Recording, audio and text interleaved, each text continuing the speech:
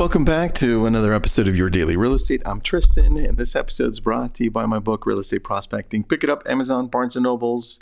And these episodes are meant to be short, 5 minutes or so, sometimes less, all actionable items or motivational. And today is no different.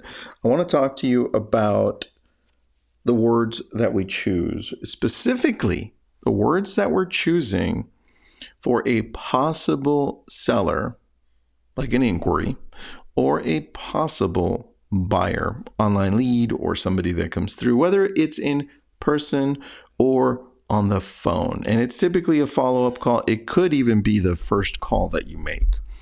But somewhere in the conversation, I've noticed over the thousands of calls we've made, our database has about 150,000 people in them. So we're making calls daily. And this is what I found on the seller side first. So you can write this down, you can repeat it. But typically, I've got this written down so I don't screw it up. But this is what we typically say on the go, and it sounds similar.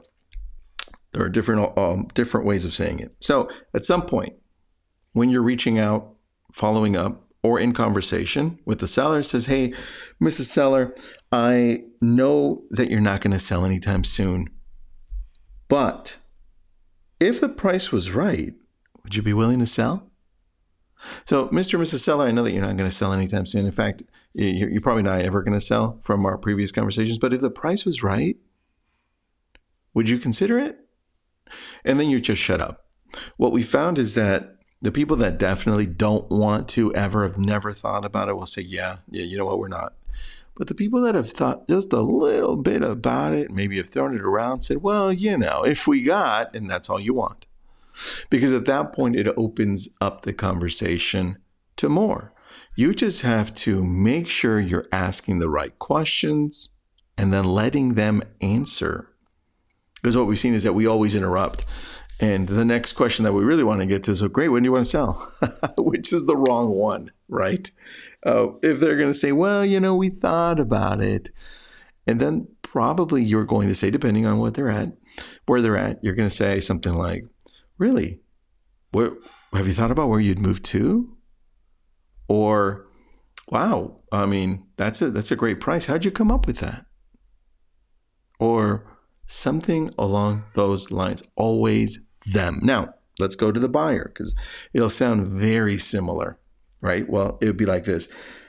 Listen, Mrs. Buyer, Mrs. Seller, I know you're not looking to buy right now. In fact, I don't know if you're ever going to be, but if the perfect home comes up, would you want to see it? And then shut up. And you'll be surprised how many people say, well, yeah, of course. And then that gives you the opportunity to say, really, well, I have some details down. Or if you don't have any, be like, great, what would that perfect home have for you? And then they say, well, it's got to have a view. It's got to have 3 bedrooms and so and blah, blah, blah. And keep going that direction. It's all about the buyer. I think a lot of the times we put ourselves too much into the conversation, and we know what we want out of it, instead of letting the conversation take the shape that it needs to, depending on where the buyer is or depending on where that seller is. In this case, they're probably not a buyer and they're probably not a seller yet. They're just people. And this is just a relationship that you're building. Try those and let me know what you think. We'll talk again.